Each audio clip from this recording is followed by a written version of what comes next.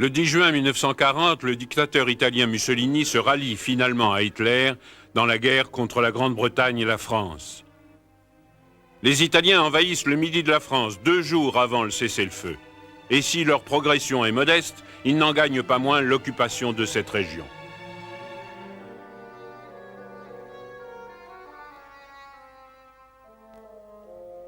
Mais Mussolini veut également porter un coup à l'Angleterre et à l'influence qu'elle exerce en Méditerranée, où elle entretient 3 grandes bases navales.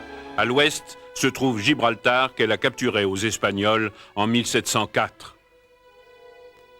Malte, mouillage traditionnel de la flotte anglaise, contrôle le centre de la Méditerranée et le port égyptien d'Alexandrie, à l'est. Mussolini est bien décidé à s'approprier la Méditerranée. Face aux Anglais, sa marine est établie dans les bases de Tarente, La Spezia et Messine. Sur le papier, au moins, elle vaut la Royal Navy anglaise. Néanmoins, ce qui rend la Méditerranée si essentielle aux Anglais, c'est le canal de Suez.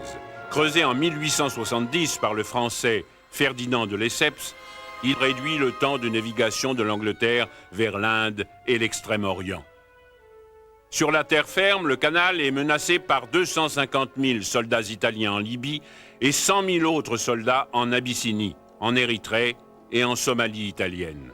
Les Anglais n'ont à leur opposer que 60 000 hommes, basés principalement en Égypte et en Palestine, et de modestes garnisons au Soudan, en Somalie britannique et à Aden.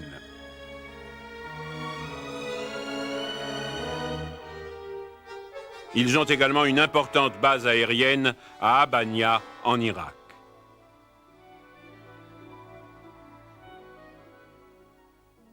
Pour montrer qu'ils sont sérieux, les Italiens bombardent Malte, Aden et Port-Soudan le 11 juin. S'attendant à une attaque italienne, les Anglais déploient des troupes sur la frontière égypto-libyenne et commencent à lancer des raids au-delà de la frontière.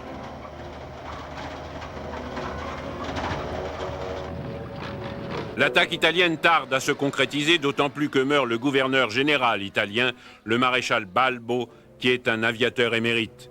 Son appareil a été abattu par l'un de ses propres avions. Pour la Royal Navy, l'objectif le plus important est de maintenir le ravitaillement de Malte. L'île est, en effet, à portée de l'aviation italienne qui opère depuis la Sicile. Mais les choses se compliquent à cause de l'Afrique du Nord française. Une bonne part de la flotte française s'y est réfugiée.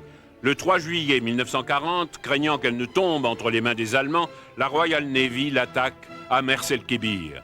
Les navires sont coulés et de nombreux marins français sont tués et blessés.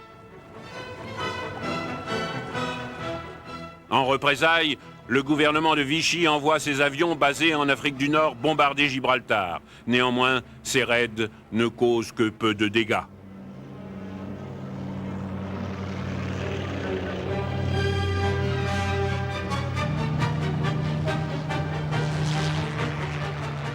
En mer, les navires et les avions italiens ont commencé à attaquer les convois de ravitaillement britanniques vers Malte, ce qui entraîne un certain nombre de combats navals.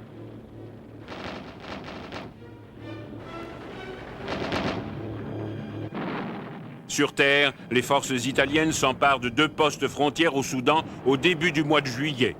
Puis, elles envahissent rapidement la Somalie britannique, forçant les Britanniques à évacuer leur garnison vers Aden.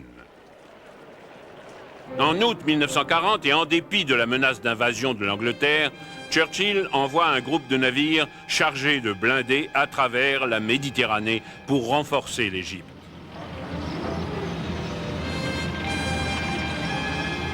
Sa décision vient à point nommé. À la mi-septembre, l'invasion tant attendue de l'Égypte par les Italiens commence, mais elle est stoppée au bout de 100 km. C'est que Mussolini veut établir sa domination sur les Balkans. À la fin d'octobre 1940, ses troupes envahissent la Grèce neutre à partir de l'Albanie, occupée par les Italiens.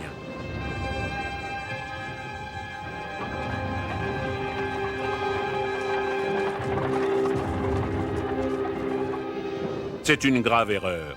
Non seulement les Grecs résistent, mais ils contre-attaquent, envahissant la moitié de l'Albanie avant la fin de l'année.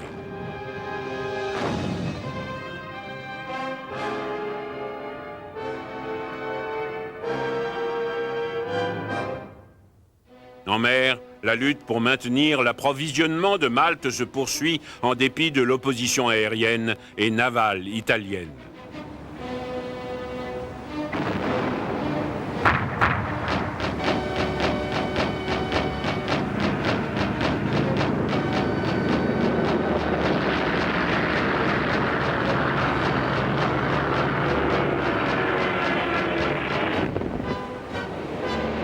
Mais dans la nuit du 11 novembre 1940, des Swordfish décollent du porte-avions Illustrious et lancent une audacieuse attaque à la torpille contre la base navale italienne de Tarente.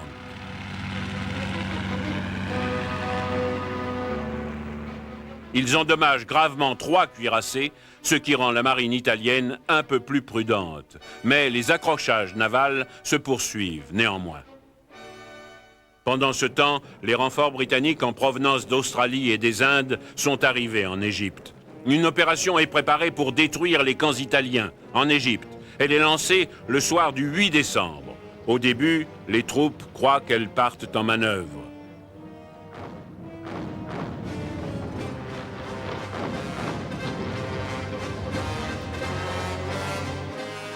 L'attaque prend les Italiens par surprise. En 2 semaines, ils sont repoussés en Libye. Wavell, le commandant en chef britannique, décide d'exploiter son succès en envahissant la colonie italienne. Au début de janvier 1941, les Australiens s'emparent du port de Bardia, puis de Tobruk et de Derna. Les Australiens progressent le long de la route de la côte vers Benghazi, tandis que les blindés foncent dans l'intérieur, afin de barrer le passage aux Italiens lorsqu'ils se retireront de Benghazi. Au terme d'une avance en terrain difficile, les chars arrivent juste à temps. Avec les Australiens sur leurs talons au nord, les Italiens semblent dans l'impossibilité de pouvoir s'échapper.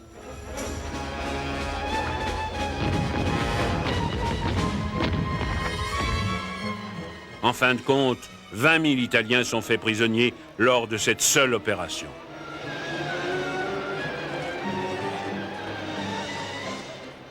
Depuis le début de l'offensive, 200 canons et 120 blindés ont été saisis, sans compter de grandes quantités d'armement et la capture de 110 000 prisonniers. C'est une victoire spectaculaire, mais qui sera de courte durée. Wavell mène une campagne parallèle dans le sud, avec pour objectif de supprimer la présence italienne en Afrique de l'Est. Cette campagne consiste en 4 percées séparées. Venant du Soudan, 2 divisions indiennes avancent en Érythrée. Elles doivent livrer des combats acharnés sur un terrain accidenté avant de pouvoir s'emparer de la colonie en mai 1941. Haïlé Sélassié, l'empereur destitué d'Abyssinie, se bat à leur côté, à la tête d'une armée locale. Les hommes d'Haïlé Sélassié, eux aussi, viennent du Soudan. Une autre force, composée de troupes d'Afrique du Sud, de l'Est et de l'Ouest, envahit la Somalie italienne depuis le Kenya. Finalement, des troupes traversent le golfe d'Aden pour libérer la Somalie britannique. Mais ces campagnes ont pour effet de disperser les forces de Wavell, déjà peu nombreuses. Churchill s'intéresse à la Grèce en guerre contre les Italiens. En mars 1941, il ordonne à Wavell d'envoyer des forces pour aider ce nouvel allié. Les effectifs britanniques en Libye sont sérieusement affaiblis alors même qu'une nouvelle menace se précise. Car Hitler a détaché une petite force allemande sous le commandement du général Rommel. Ce dernier souhaite tirer parti de la faiblesse britannique et, en dépit des objections des Italiens, déploie rapidement ses unités sur la frontière de la Cyrénaïque. L'Afrika Korps de Rommel, fer de lance des troupes de l'Axe, démarre le 24 mars et repousse rapidement les Anglais en Égypte. Seul le port de Tobruk résiste aux Allemands.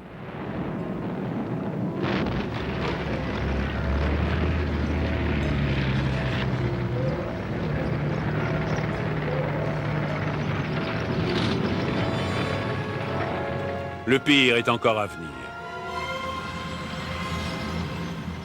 Hitler projette maintenant d'envahir l'Union soviétique. Afin de protéger son flanc sud, il est parvenu à forcer les États des Balkans à se rallier à lui. À la fin du mois de mars, à la suite d'un coup d'État, la Yougoslavie reprend sa liberté.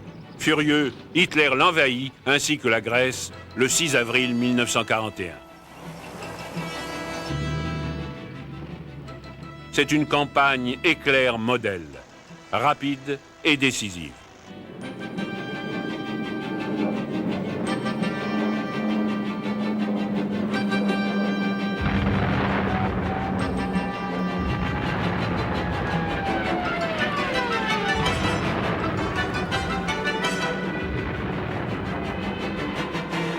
Les forces yougoslaves ne sont pas préparées à faire face à un tel assaut et sont promptement débordées. Les Allemands entrent dans la capitale Belgrade le 12 avril. La Yougoslavie capitule 5 jours plus tard. La Grèce résiste un peu plus longtemps. Le contingent britannique est évacué par la Royal Navy. En fait, la seule lueur d'espoir pour les Britanniques, c'est la mer.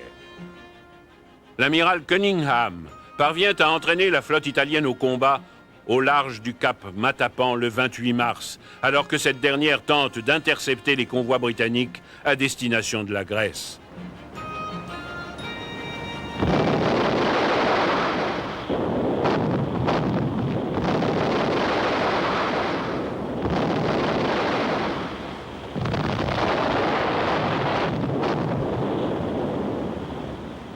C'est la première vraie bataille navale de la Seconde Guerre mondiale.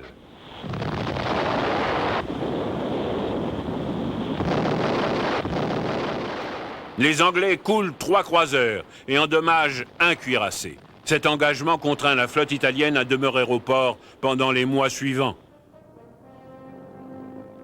Mais le 20 mai 1941, les Allemands, mettant en œuvre leurs troupes aéroportées, lancent une audacieuse attaque sur la Crète, île située au sud de la Grèce.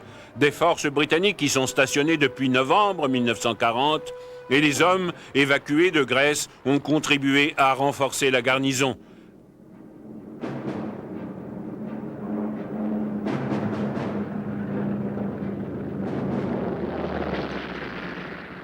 Les combats sont acharnés, notamment autour des aérodromes de l'île. Mais les parachutistes allemands parviennent à s'en emparer et font venir des renforts par avion. Les Allemands commencent alors à repousser les Britanniques vers la côte sud de l'île.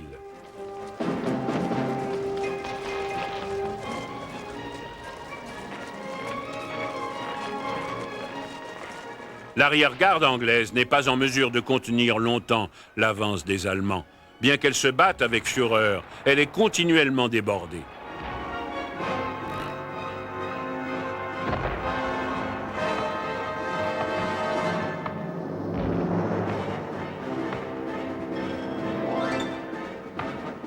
Une fois de plus, on doit faire appel à la Royal Navy pour évacuer les troupes. Néanmoins, bon nombre de combattants sont abandonnés sur place. C'est un autre succès spectaculaire pour les Allemands. Mais les pertes infligées aux avions de transport les dissuaderont à l'avenir de lancer des attaques aéroportées de grande envergure. La perte de la Crète et le fait que la Luftwaffe se soit jointe aux Italiens pour attaquer Malte signifie que les convois britanniques ne peuvent plus traverser la Méditerranée. Ils doivent faire le tour par l'Afrique du Sud et le cap de Bonne-Espérance. En fait, les Anglais parviennent difficilement à envoyer des convois pour maintenir le ravitaillement de Malte.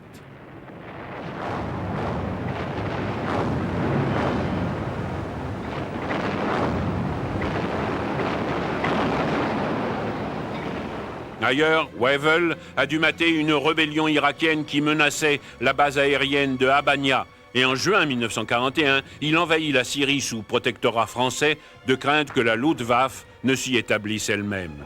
Il faudra 5 semaines de combat, souvent acharnés, pour vaincre les forces du gouvernement de Vichy.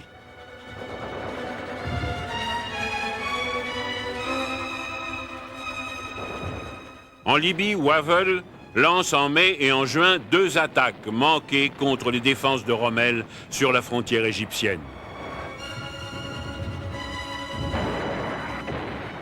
son incapacité à briser le siège de Tobrouk, qui continue de résister, entraîne son remplacement par le général Auchinleck. Ce dernier passe les mois suivants à constituer la 8e armée. Cette grande unité est chargée de mener l'offensive prévue pour le mois de novembre. Churchill fait toutefois constamment pression pour que l'attaque ait lieu plus tôt.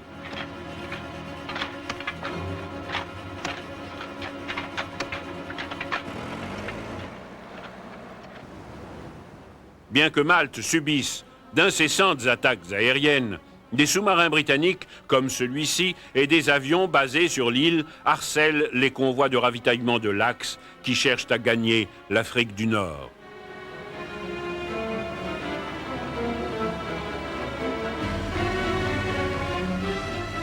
L'offensive d'Auchinleck, attendue de longue date, s'engage le 18 novembre 1941 sous le nom de code Crusader.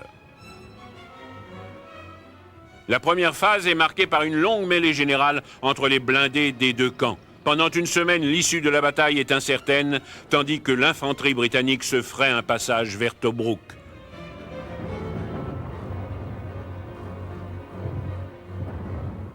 Les chars britanniques se trouvent à un moment en mauvaise posture lorsque Rommel s'ouvre une voie en bousculant leur arrière-garde. Mais il est forcé de se retirer.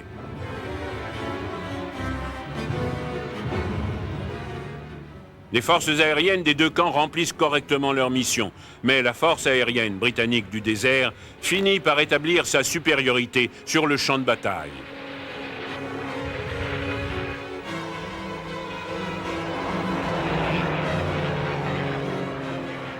En fin de compte, Rommel, qui est maintenant à court de carburant, est contraint de lâcher prise. Les hommes d'Auchinleck font la liaison avec la garnison de Tobrouk et lèvent le siège. Rommel a subi de lourdes pertes et il se replie vers la frontière de la Tripolitaine. Toutefois, les forces de l'Axe empêchent les Britanniques d'utiliser le port de Benghazi en le truffant de mines, ce qui a pour effet d'éparpiller encore davantage leurs lignes de ravitaillement. Entre-temps, Rommel a reçu des blindés supplémentaires. Le 21 janvier 1942, 2 semaines après avoir terminé sa retraite, il lance une nouvelle percée en Cyrénaïque. Les Britanniques se replient à l'ouest de Tobrouk, vers une ligne de défense qu'ils ont renforcée à grands frais.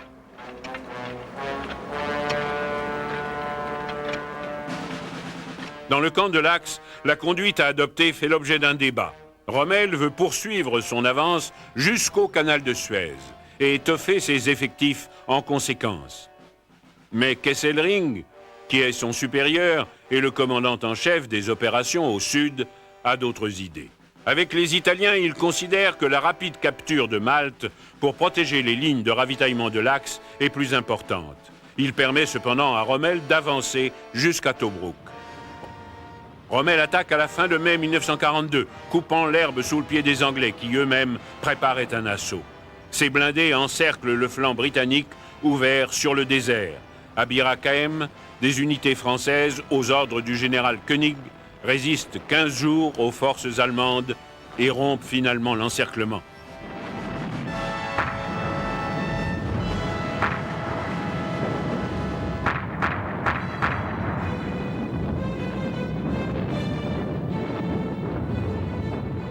Au bout de 3 semaines de bataille acharnée, les Britanniques donnent l'ordre de repli. Une fois de plus, Tobrouk est isolé, mais cette fois tombe au bout de 3 jours. Rommel exploite alors son succès, le repli de la 8e armée britannique se transforme en une véritable retraite. Auchinleck s'arrête pour faire face à son adversaire, à El Alamein, dernière position défendable avant le canal de Suez. Son flanc sud s'appuie sur l'infranchissable dépression de Ratara, mais on continue à se demander s'il va pouvoir contenir les Allemands.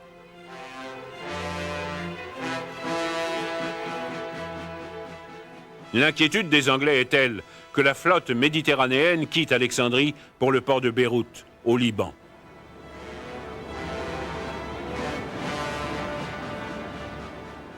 Le 1er juillet 1942, Rommel attaque. Pendant un temps, la situation est incertaine.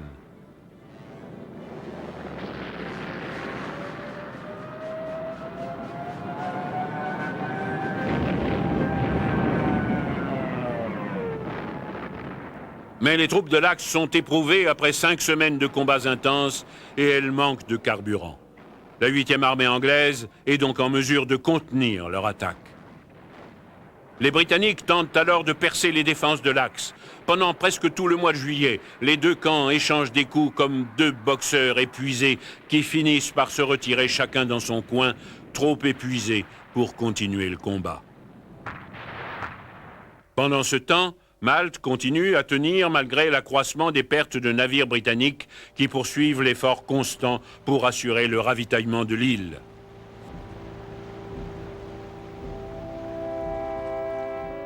La population souffre, elle aussi, des attaques aériennes permanentes. L'île recevra plus tard la plus haute décoration civile britannique pour son courage, la George Cross. Préoccupé par le cours des événements, Churchill part en tournée d'inspection en Égypte pour évaluer la situation par lui-même. Il décide qu'un changement de commandement s'impose. Auchinleck est remplacé par une nouvelle équipe. Le général Alexander prend le commandement du théâtre d'opération. Le général Montgomery, celui de la 8e armée, épuisé et frustré. Monty, comme on l'appelle, s'impose rapidement à la troupe par sa personnalité dynamique et son optimisme. Il n'y aura pas d'autre repli, déclare-t-il. Grâce au décodeur Ultra, qui a percé le secret des codes allemands Enigma, Montgomery est prévenu que Rommel va attaquer à nouveau à la fin août, et il le repousse donc facilement lors de la bataille de Alam Halfa.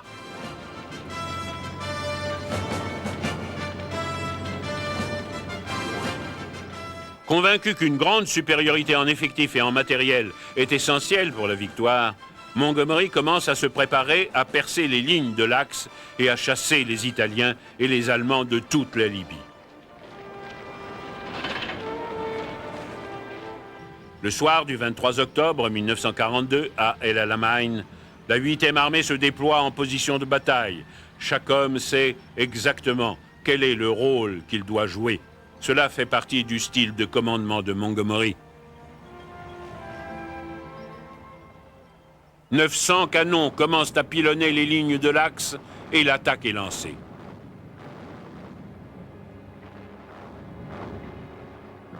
Dans l'incapacité de déborder les défenses de l'Axe, la 8e armée ne peut attaquer que de front.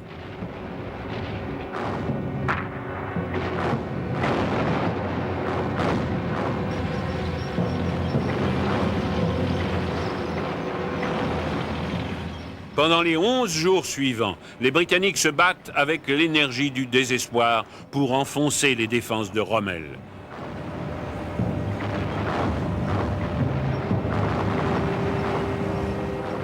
Les pertes humaines s'accumulent dans les deux camps.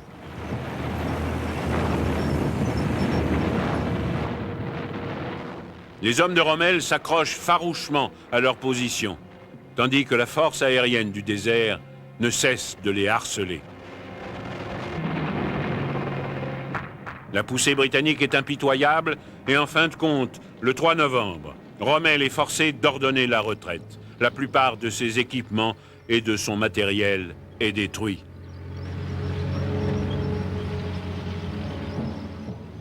Les Britanniques capturent des milliers de prisonniers de l'Axe. Montgomery tente d'empêcher Rommel de se replier. Mais les intempéries et le sens manœuvrier de Rommel permettent aux forces survivantes de s'échapper. Tout au long des mois de novembre et de décembre 1942, la 8e armée britannique pourchasse son adversaire à travers la Libye. Les Anglais entrent à Tripoli le 23 janvier 1943 et Rommel passe en Tunisie. Mais la situation générale a maintenant évolué. Rommel, comme les Anglais, sont conscients qu'un nouveau théâtre d'opération vient de s'ouvrir en Afrique. Tandis que les hommes de la 8e armée de Montgomery défilent à Tripoli pour célébrer leur victoire sur les forces de l'Axe, peu d'entre eux peuvent imaginer que ce conflit va évoluer d'une façon différente. L'Amérique est maintenant entrée en guerre.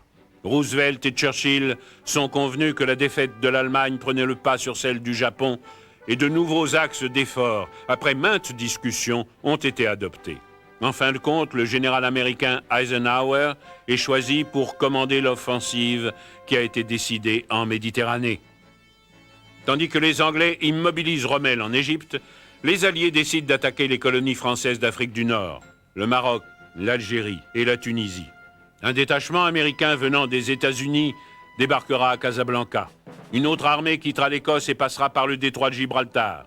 Les troupes américaines doivent débarquer à Oran, tandis qu'une force anglo-américaine débarquera à Alger et avancera en Tunisie. Les forces du régime de Vichy sont importantes. Les Américains engagent des négociations secrètes avec la résistance française en Afrique du Nord pour préparer les débarquements et les ralliements futurs. Les débarquements sous le nom de code Torche ont lieu le 8 novembre 1942. C'est l'époque à laquelle Montgomery commence à poursuivre Rommel en Libye.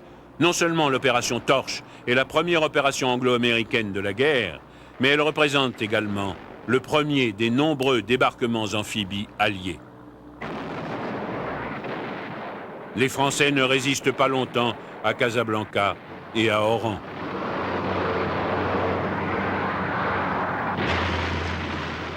Il en est de même à Alger.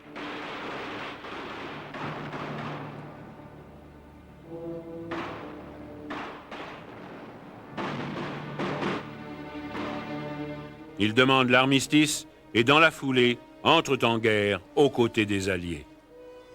Anglais, Français et Américains avancent jusqu'en Tunisie. L'opération Torche prend les puissances de l'Axe par surprise. Et pourtant, en 24 heures, elles ont commencé à faire venir des troupes en Tunisie, à bord de ces Messerschmitt 323 gigantes, les plus gros avions de transport de la Deuxième Guerre mondiale. Les deux armées avancent maintenant l'une vers l'autre. De nombreux combats se déroulent sur le territoire vallonné de la Tunisie.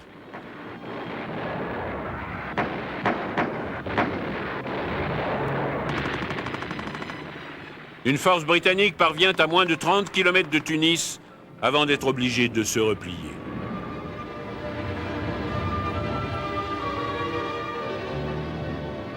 Au Nouvel An 1943, sous la pluie et les vents froids, le front s'étend le long de la dorsale tunisienne.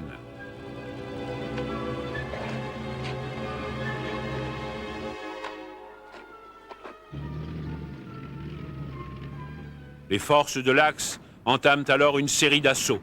Les vétérans des campagnes d'Afrique de Rommel ont rejoint les troupes déjà stationnées en Tunisie. Rommel se prépare à attaquer les Américains encore mal aguerris au col de Kasserine. L'objectif est de chasser les Alliés de l'ouest de la Tunisie. Il attaque à la mi-février 1943 et fait de nombreux prisonniers américains avant d'être arrêté dans son élan par les autres forces alliées.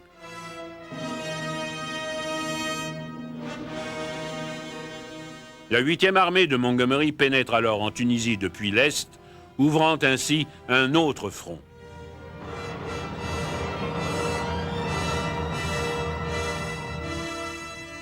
Rommel décide de se retourner contre elle. Prévenu par le décodeur Ultra, Montgomery inflige une riposte sanglante aux blindés allemands au début du mois de mars 1943. Rommel, dont la santé est chancelante, quitte l'Afrique du Nord. Dans l'ouest de la Tunisie, les Américains et les Anglais de la première armée continuent le combat. Ils sont rejoints par un corps d'armée français.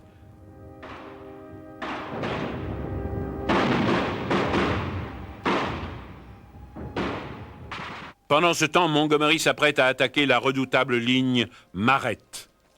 Les forces aériennes alliées préparent la voie en pilonnant les défenses de l'Axe échelonnées le long de la plaine côtière tunisienne.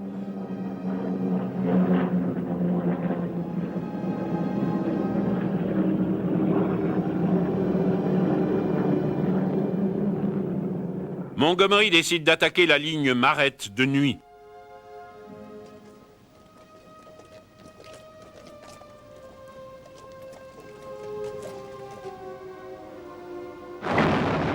Le premier assaut réussit à y faire une brèche, mais les blindés de l'Africa Corps empêchent les Anglais d'exploiter ce succès.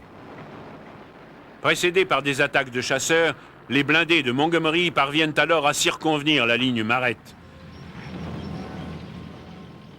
Mais ils ne sont pas en mesure d'empêcher leurs anciens adversaires du désert de s'échapper.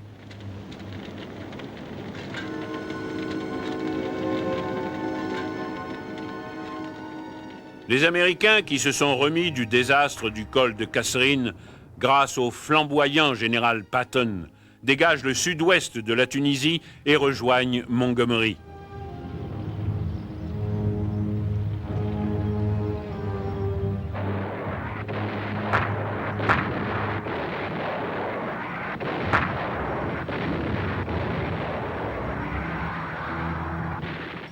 La 8e armée britannique continue vers le nord. Les forces de l'Axe sont de plus en plus encerclées par les Français, les Britanniques et les Américains de la première armée qui les contiennent à l'ouest, tandis que Montgomery les repousse du sud vers Wadi Akarit, la principale ligne de défense suivante. Ces troupes réussissent à la prendre d'assaut au début d'avril.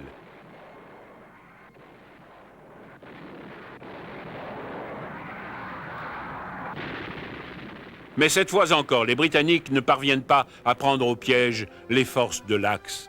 Montgomery continue vers Amphidaville, où, à nouveau, il est obligé de s'arrêter. La suite des opérations est confiée à la première armée qui lance l'offensive finale le 6 mai.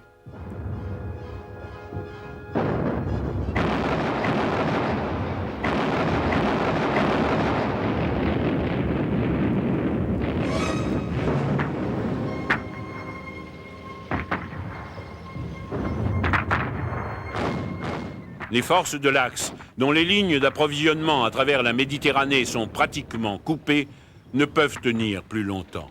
Les Alliés entrent à Tunis et à Bizerte. Le 11 mai, toute résistance a cessé. Plus de 200 000 soldats italiens et allemands se rendent. L'heure de reconquérir l'Europe a enfin sonné. En janvier 1943, les Alliés avaient tenu une grande conférence de planification stratégique à Casablanca, au Maroc. Il y avait été décidé de débarquer en Sicile une fois le succès obtenu en Afrique du Nord et de forcer l'Italie à se retirer du conflit.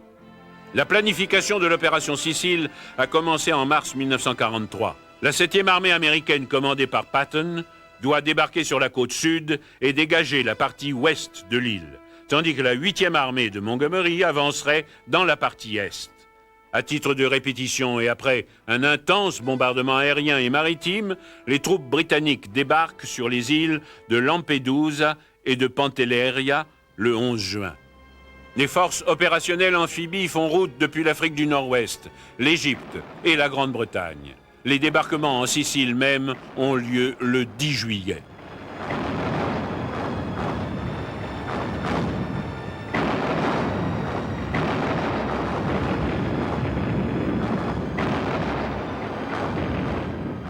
L'opération se déroule à peu près conformément au plan.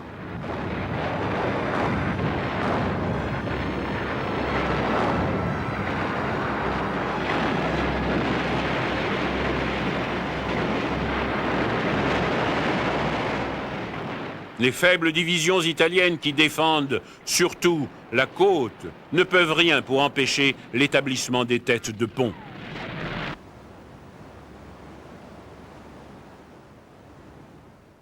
Et ce, en dépit du fait que les parachutistes alliés prévus pour appuyer les débarquements aient été largués d'une façon trop dispersée sur le terrain.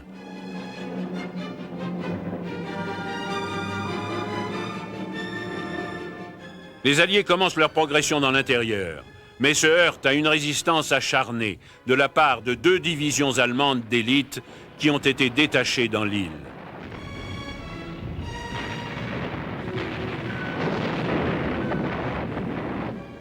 Finalement, Patton parvient à progresser grâce à ses hommes qui prennent d'assaut la côte nord.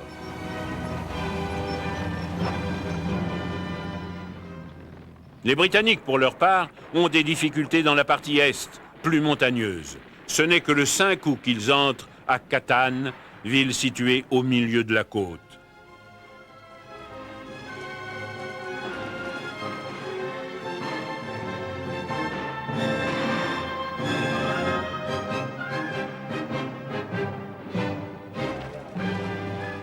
Les Alliés, néanmoins, sont dans l'impossibilité d'empêcher les Allemands de gagner l'Italie par le détroit de Messine.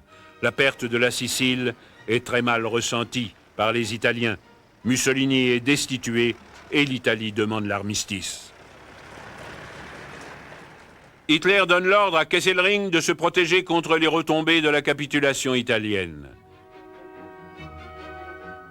Des renforts allemands sont dépêchés en Italie, que les Alliés s'apprêtent à envahir.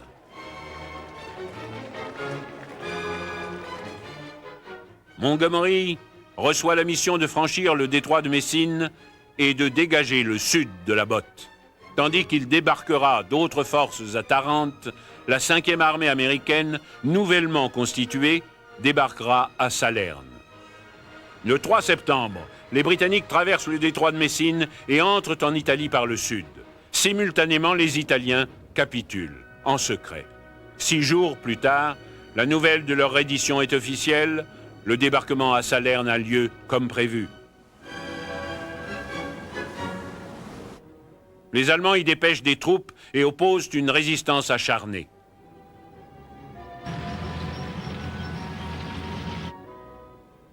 La 5e armée américaine doit mener de durs combats pour établir une tête de pont, tandis que les Allemands lancent de violentes contre-attaques.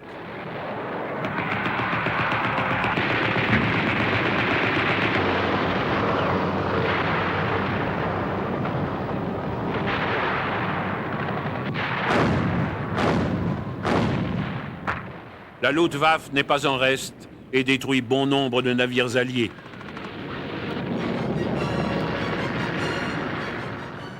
L'artillerie navale joue un rôle essentiel pour permettre le débarquement des troupes sur le rivage.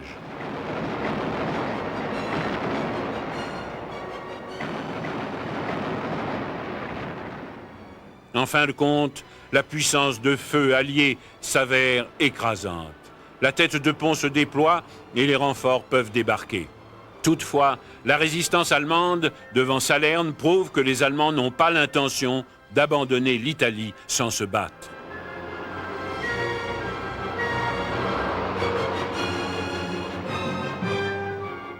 L'Italie a désormais changé de camp et sa flotte navigue vers Malte pour se rendre.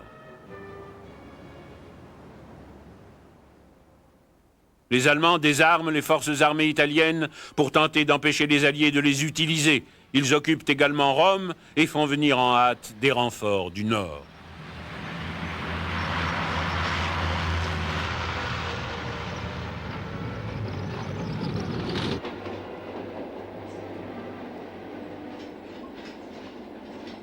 Pendant ce temps, Mussolini est gardé prisonnier dans une station de ski des Abruzzes. Sur les ordres d'Hitler, un commando en planeur lance une audacieuse opération pour faire évader l'ancien dictateur italien. Ils utilisent un avion léger pour l'emmener en sécurité.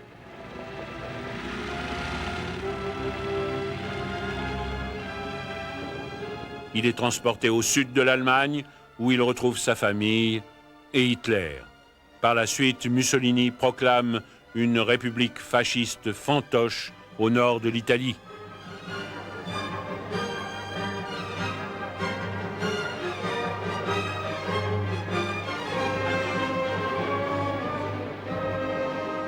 La résistance allemande à Salerne est vaincue au bout d'une semaine de combat.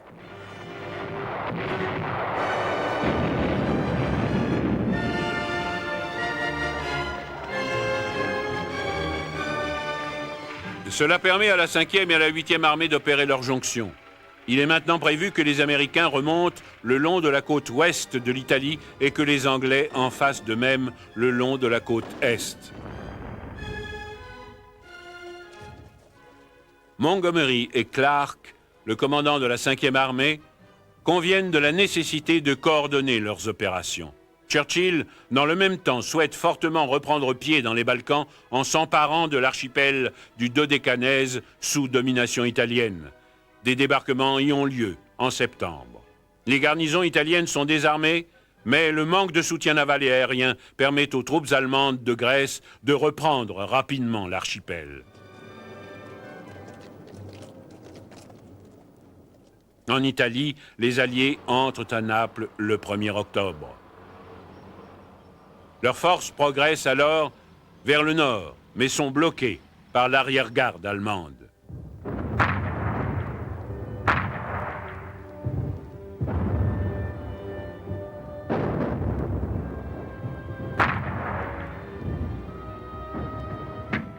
Du côté allemand, l'état-major se demande s'il vaut mieux organiser la défense en Italie du Nord ou bien forcer les Alliés à se battre dans l'ensemble du pays.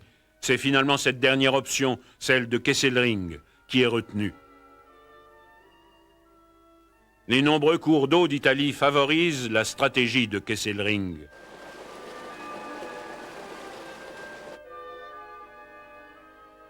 Les pluies d'automne commencent également à freiner les Alliés.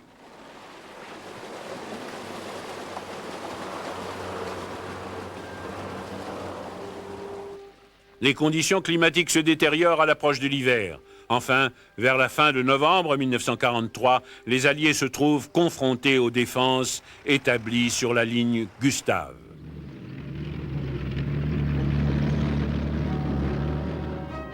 Cette ligne traverse le pays à quelques 120 km au sud de Rome.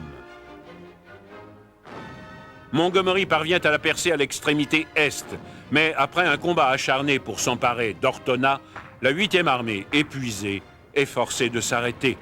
La stratégie de Kesselring commence à porter ses fruits.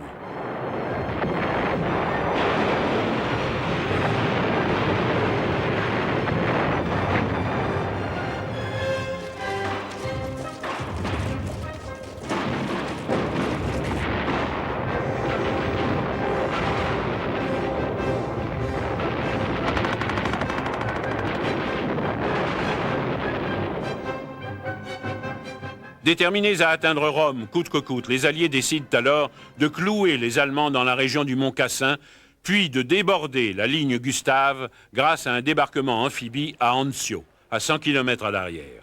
Ce plan est adopté en dépit de la décision prise de transférer une bonne part des navires amphibies vers la Grande-Bretagne dans la perspective du débarquement en Normandie de 1944.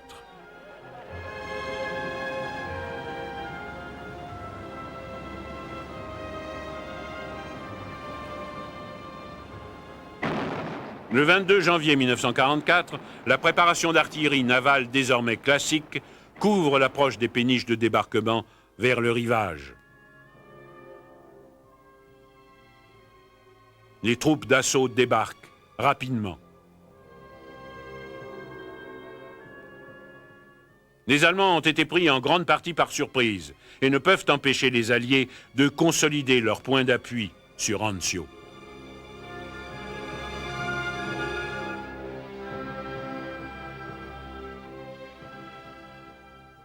Ces véhicules amphibies à roues que l'on appelle les canards permettent aux troupes de débarquer sans se mouiller. Bientôt, des armements lourds et des stocks sont débarqués sur le rivage.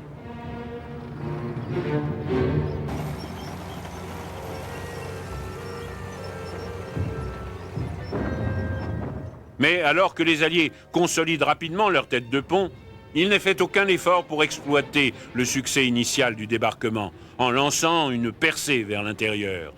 Cependant, sur le front principal, le corps expéditionnaire français, commandé par le général Juin, a reçu l'ordre de lancer l'assaut en débordant le mont Cassin.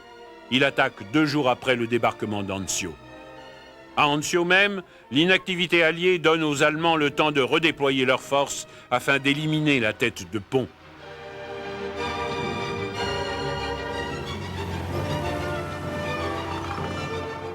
Le 16 février, il lance la première d'une série de contre-attaques foudroyantes.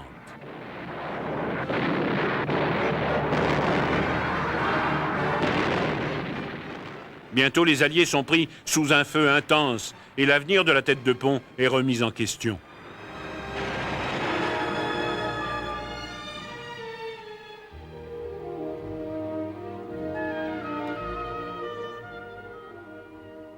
Les Allemands mènent leur contre-offensive pendant 2 semaines et demie.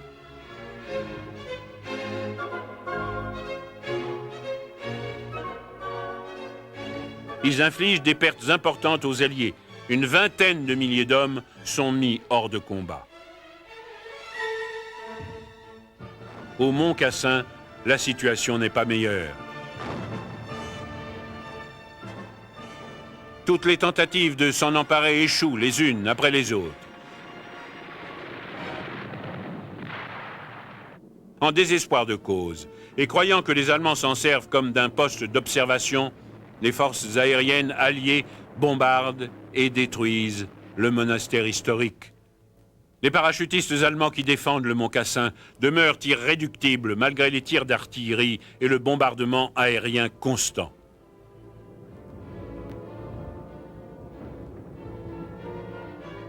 Les Néo-Zélandais, les Indiens et les Britanniques essaient tous de prendre pied dans les bâtiments du monastère, mais sans succès. Ils parviennent à s'emparer d'une bonne part de la ville au pied de la montagne.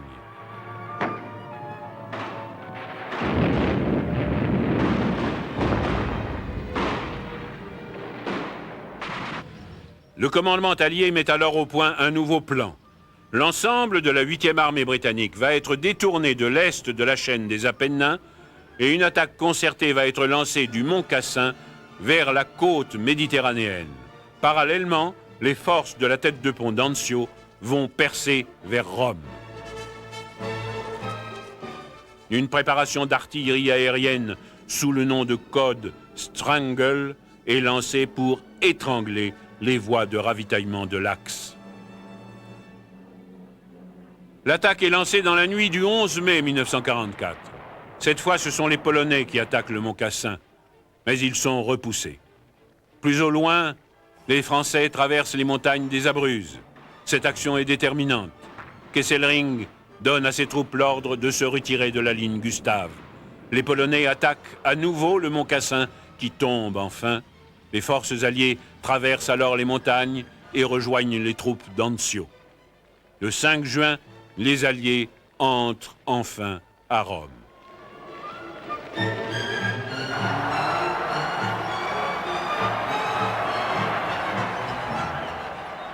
Ils poursuivent leur avance vers le nord, mais l'arrière-garde allemande parvient à les garder à distance.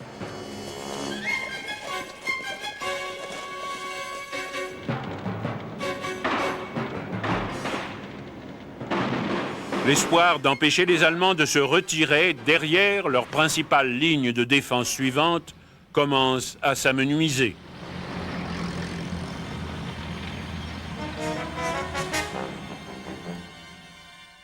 Pour contenir les Alliés, les Allemands utilisent la destruction comme une arme. Le terrain vallonné de l'Italie centrale permet facilement d'obstruer les routes qui se dirigent vers le nord.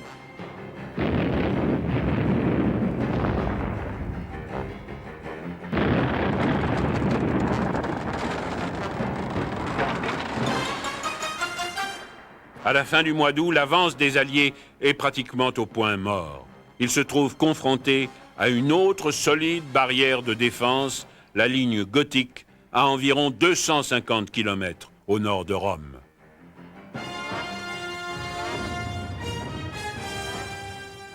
À nouveau, la 8e armée parvient à la percée du côté adriatique, mais la succession sans fin des voies d'eau au nord épuise les Britanniques qui ne parviennent pas à réussir une percée décisive.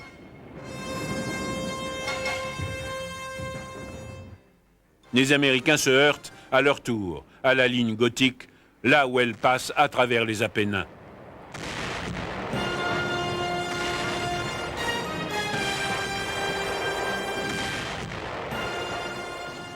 Leur avance est également freinée par la ligne Arnaud qui protège les abords de la ligne gothique à l'ouest.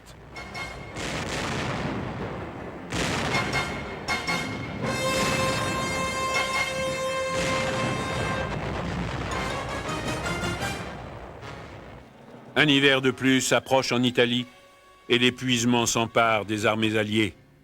Par ailleurs, les troupes savent qu'elles n'ont plus la vedette et que les projecteurs sont tournés ailleurs, vers l'Europe du Nord-Ouest et les féroces batailles sur le front de l'Est.